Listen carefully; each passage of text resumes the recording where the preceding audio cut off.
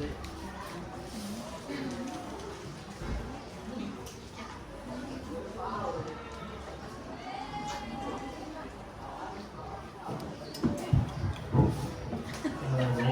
kasih sebelumnya saya ucapkan kepada Bu Satriani yang telah mempersilahkan saya untuk mempresentasikan, dan khusus untuk Bapak Kepala Sekolah Pak Ketua NTT yang telah memberikan kesempatan kepada kami untuk memberikan apa yang sudah kami dapatkan dari pelatihan beberapa minggu yang lalu. Dan saya mulai. Assalamualaikum warahmatullahi wabarakatuh. Waalaikumsalam.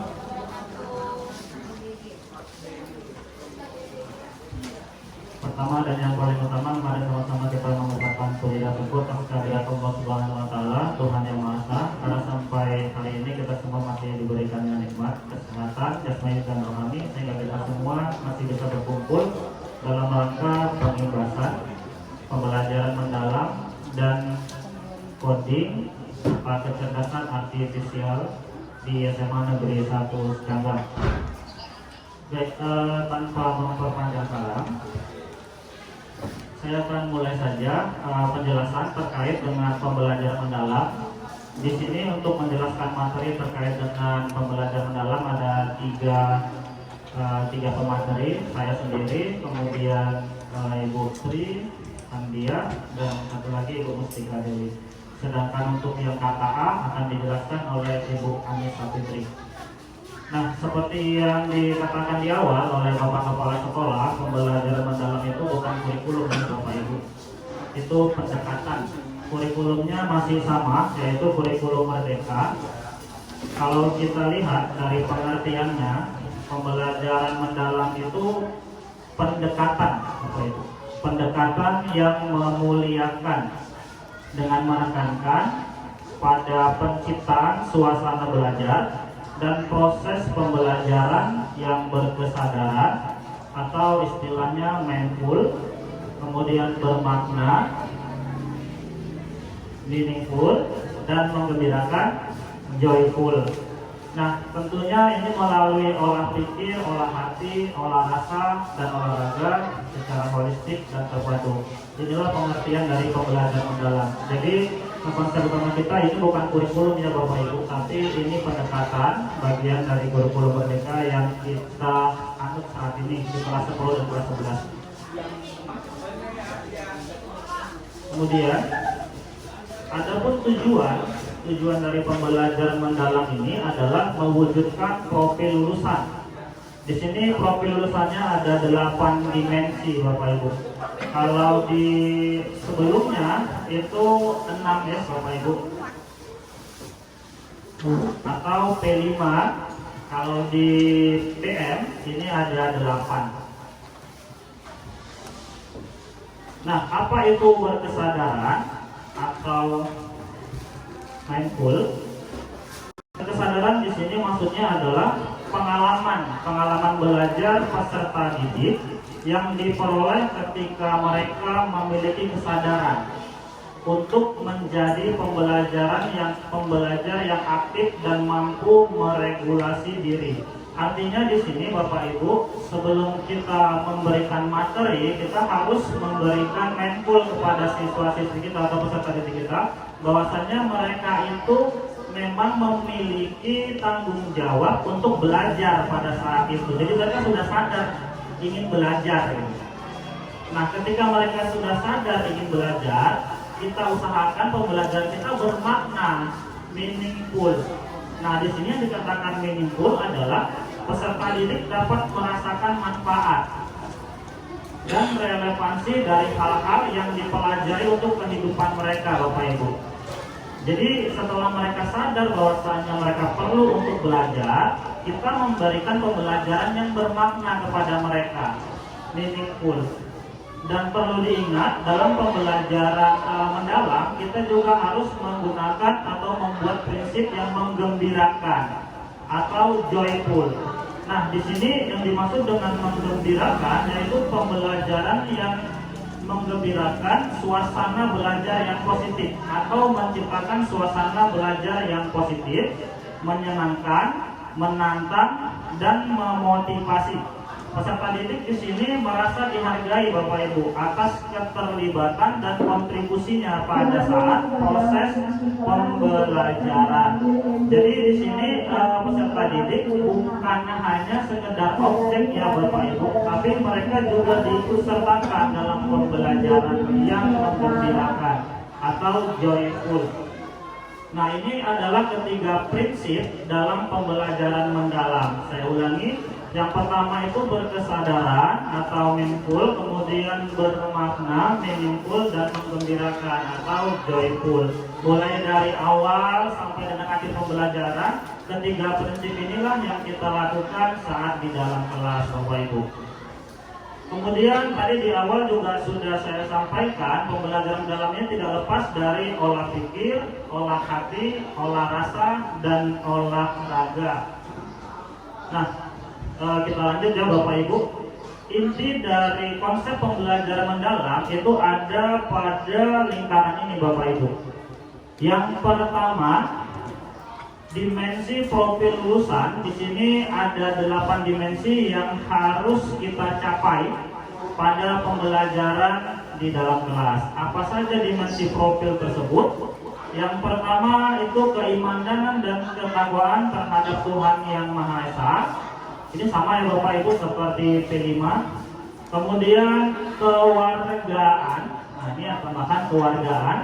Kemudian kreativitas. Kemudian penalaran kritis, kemudian kolaborasi, kemandirian, kesehatan, dan komunikasi. Jadi di sini ada beberapa poin tambahan seperti kesehatan ya Bapak Ibu.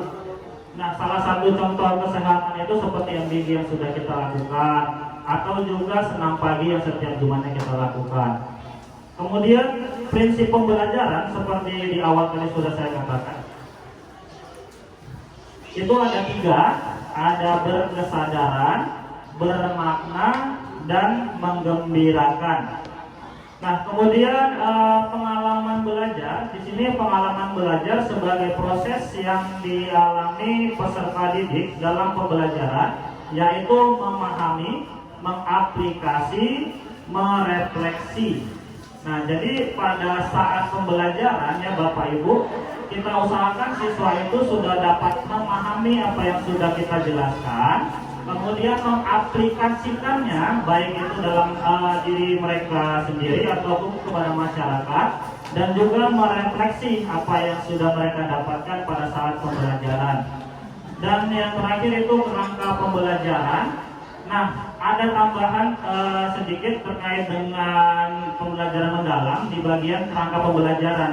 Nah, di sini kita sudah mewujudkan kemitraan pembelajaran Bapak Ibu. Jadi saat kita misalnya belajar tentang topik yang berhubungan dengan kemitraan seperti di desa siswa masing-masing atau seperti di lingkungan masyarakat. Nah, di sini kita terapkan kemitraan namanya, kemitraan pembelajaran. Selain itu juga ada lingkungan pembelajaran dan pemanfaatan digital. Pemanfaatan digital ini sama seperti penggunaan IT saat pembelajaran. Oke, di sini saya persingkat untuk langsung ke penerapannya ya Bapak Ibu.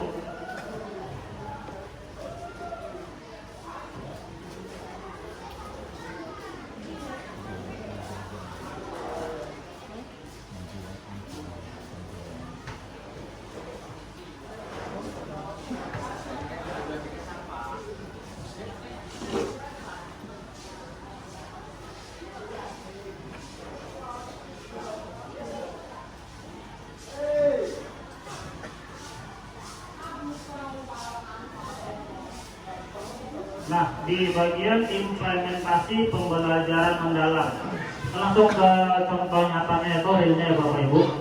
Untuk pelaksanaan pembelajaran mendalam, kita mulai dari perencanaan. Nah, perencanaan ini kalau dulu itu namanya RPP ya Bapak Ibu. Kita membuat RPP terlebih dahulu. Perencanaan pembelajaran dalam melalui refleksi guru terhadap diri sendiri, karakteristik peserta didik, materi pelajaran, sumber daya, dan mitra pembelajaran. Nah, di sini sudah kita membuat perencanaannya terlebih dahulu. Kemudian kita melakukan pelaksanaan. Pelaksanaan ini bisa di dalam kelas, yaitu pelaksanaan pembelajaran dengan prinsip berkesadaran, bermakna, dan menggembirakan melalui pengalaman belajar, memahami, merefleksi. Dan jangan lupa untuk melakukan assessment atau penilaian.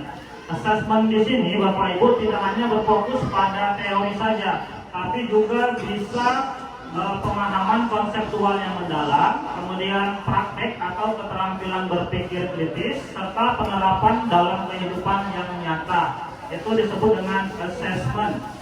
Kalau kita lihat untuk perencanaan pembelajaran mendalam, itu yang pertama kita membuat identifikasi terlebih dahulu Bapak Ibu. Nah, identifikasi ini meliputi kesiapan, kemudian karakteristik, kemudian menentukan dimensi profil lulusan itu yang mana yang mau kita capai. Ini biasanya ada dalam perencanaan pembelajaran mendalam atau di RPP dulu Bapak Ibu. Kalau zaman dulu kita menyebutnya RPP. Nah, setelah itu baru kita masuk ke bagian intinya atau desain pembelajarannya. Masih sama seperti perangkat pembelajaran sebelumnya, tetap ada capaian pembelajaran. Kemudian topik juga masih ada dalam pembelajaran mendalam. Nah, di sini kita ada tambahan, yaitu kita mengintegrasikan lintas disiplin ilmu yang relevan dengan topik. Artinya gini Bapak Ibu, jika Bapak Ibu masuk ke materi yang berkaitan dengan bidang studi yang lain, kita bisa menuliskan di RPP kita di bagian mengintegrasikan lintas disiplin ilmu. Saya contohkan untuk materi saya, itu kan bab pertama ketahanan pangan lokal.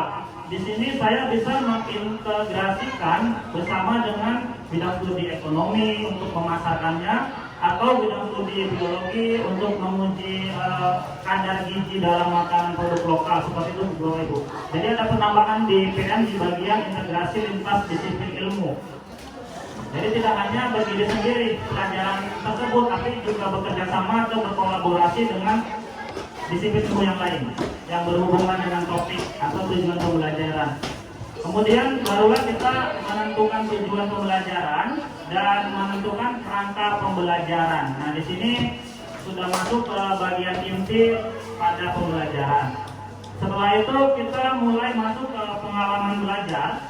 Nah, pengalaman belajar di sini jangan lupa untuk menerapkan prinsip meaningful, kemudian mindful, dan joyful, yaitu berkesadaran, bermakna, dan menggembirakan.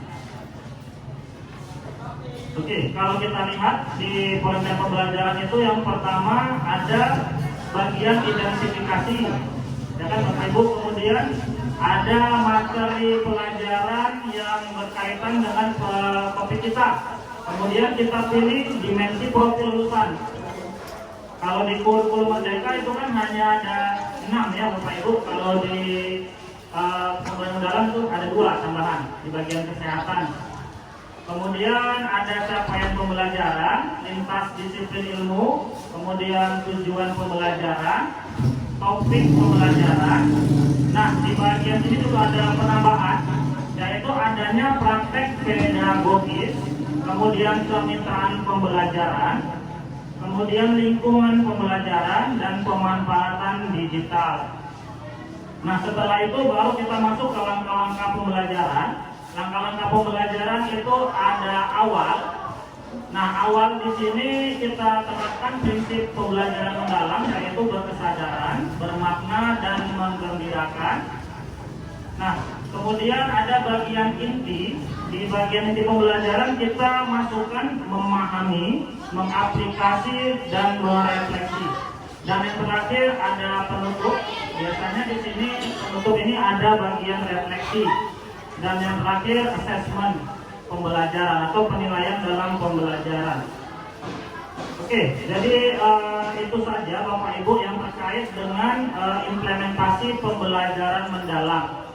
Yang pertama kita membuat perencanaan terlebih dahulu, kemudian kita laksanakan dalam kelas dengan prinsip berkesadaran, bermakna, dan menggembirakan. Dan yang terakhir kita melakukan assessment.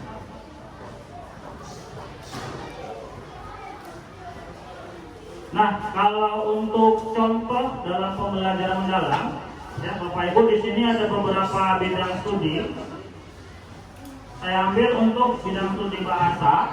Contoh pembelajaran mendalam pada mata pelajaran bahasa itu pembelajaran yang mengembangkan keterampilan komunikasi, pemahaman teks, berpikir kritis, ekspresi gagasan, dan pemahaman budaya. Contoh pembelajaran berbasis inquiry yang memberikan kesempatan peserta didik mengeksplorasi bahasa dengan mengumpulkan, mengolah, dan mengevaluasi informasi terkait permasalahan sosial di masyarakat untuk mendapatkan pengetahuan baru. Artinya di sini bisa jadi sama seperti kurikulum sebelumnya, itu kurikulum merdeka.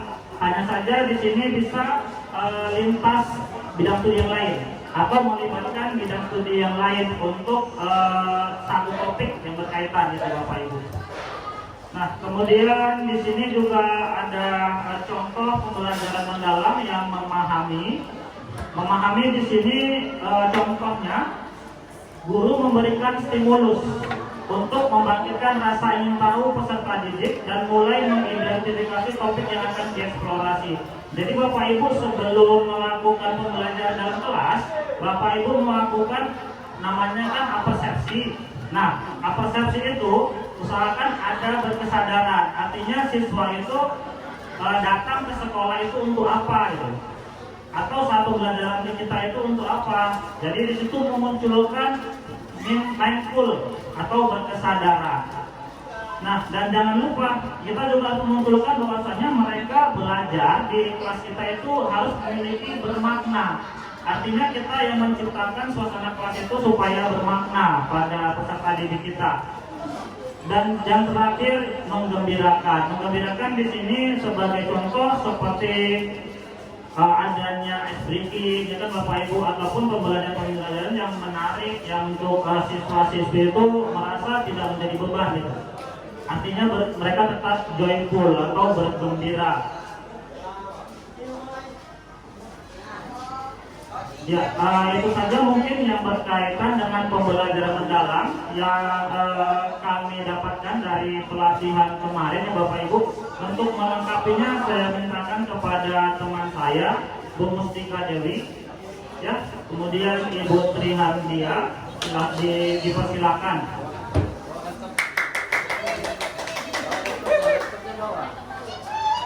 Silakan Bu Mustika ke depan. Sampai istirahat ya. Habis juhur gitu, habis juhur maunya kan, habis juhur nimbasan ini, habis juhur Victoria. Ini bentar lagi habis. Bismillahirrahmanirrahim. Assalamualaikum warahmatullahi wabarakatuh. Ya sebenarnya ini nggak tahu kenapa yang dapat ini. Tapi saya coba nanti kalau kurang diluruskan ya Bapak. Jadi dari apa yang kami pelajari di sana, bahwa pembelajaran mendalam ini memiliki langkah-langkah pembelajaran awal berkesadaran. Jadi bagaimana kita karena anak itu menimbulkan bahwa dia siap untuk belajar. Nggak seperti saya kemarin ya Bu ya, bawa buku pun nggak ada.